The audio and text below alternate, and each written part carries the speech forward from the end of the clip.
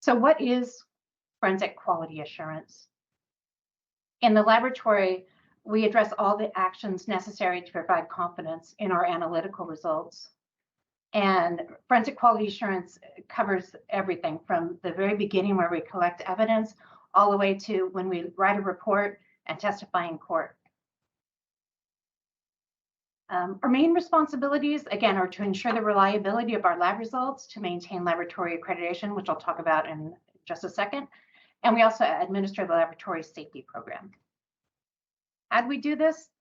I won't go through all of these, but we do a lot. These are the major elements of what we do to maintain our accreditation status. And it's everything from having training programs, competency testing analysts before they begin casework, to having document control, where we're ensuring analysts use the most recent test method that's been reviewed and approved, validating our methods, which takes time and resource before we begin using them, having a complaint system within the lab to deal with problems, and having, probably one of the most important things is having a non-conformance process, where when we're not in conformance with one of our accreditation requirements or our own lab policies, and basically when something goes wrong, we have a way to really look at it in a very transparent manner within the laboratory, identify anything that needs to be fixed and fix it, and then track it, follow up. Or, is it still working? Are we going to avoid having this problem again?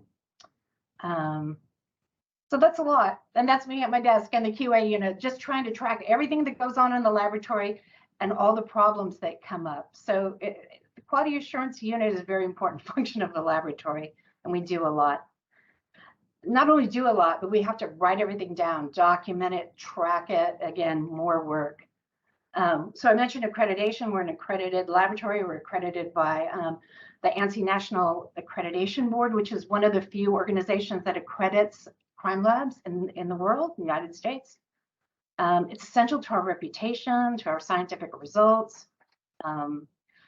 We are assessed or audited by ANAB every year. We alternate between them coming out here, actually bringing out a lead assessor. The other years, they will do an offsite document review. Every 4 years, we have a full reassessment, and that's upcoming this March, where they send out auditors or assessors, anywhere from like 12 to 20 people. And these are people from other crime labs, lab directors from other crime labs, and a lead assessor.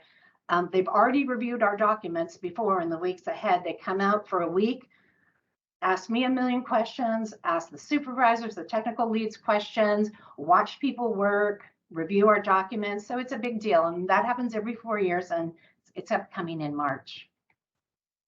Hundreds of specific requirements. I'll just show you. When I talk about the requirements, a bunch of just written requirements in the international standard for testing and calibration laboratories that we follow. And then we have extra ones from ANAB.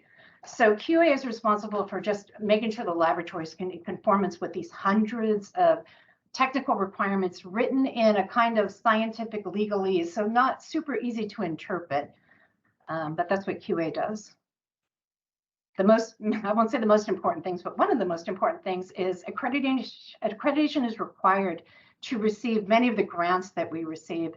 And we're talking about way over $1 million to maybe up to about $2 million a year.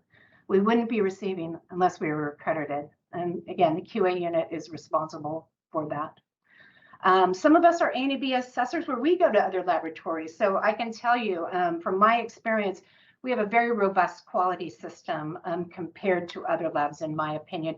And part of that is, and here's my takeaway points, we have a dedicated QA unit with a quality manager that is at an assistant director level, where I can kind of tell people what to do and make important quality decisions with the other managers. That's important. That's not the case in all laboratories. We have a dedicated quality assurance unit where people stay in the quality unit for a bit and learn to interpret these regulations and the requirements that we have to follow and develop some expertise in it. And we're very thankful that we have the support of the department for that. So we take away points again. We help the laboratory interpret the very confusing and many accreditation requirements so they can focus on their casework and providing reliable results.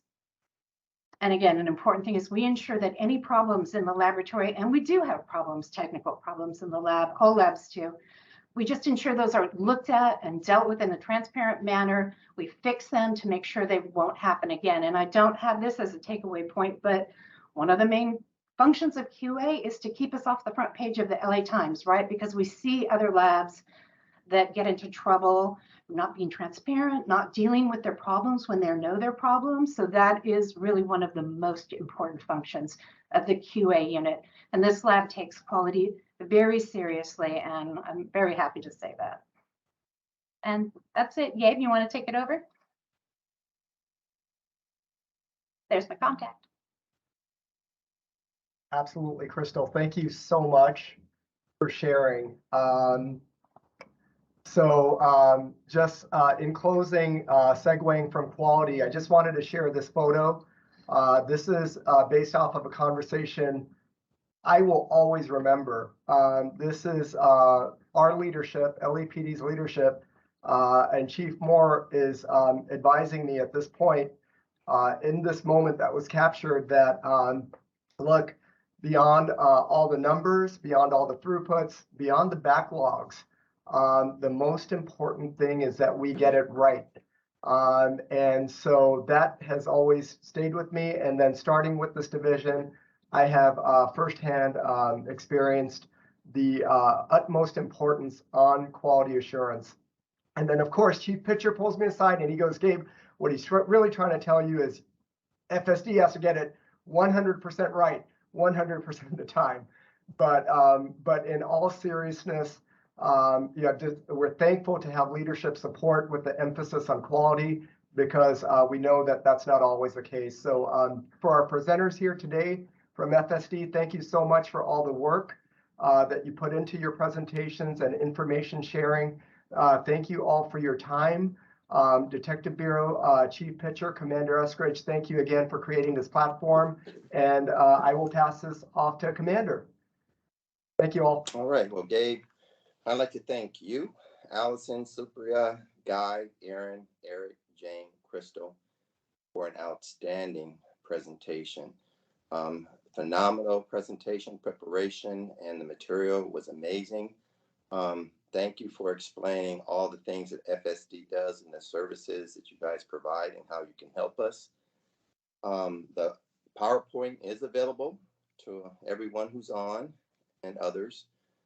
Last week was National Forensic Science Week, and I was fortunate enough to take a tour of FSD with Allison and Supriya. They gave me the grand tour of the firearms unit, discussed DNA with me, and they were so amazing and informative. So I encourage you to go down there and take a look at the lab, and please follow up with any questions that you may have with anyone in the lab, any of the directors and OICs of the unit. But this was phenomenal. Thank you guys for giving us this presentation. I hope it was enjoyable and informative to all. Please use this PowerPoint to share with your people, and hopefully it was beneficial to everyone. And thank you all once again. Please be well, enjoy your day, be safe, and take care, and we'll talk to you later. Thank you very much. Thank you all.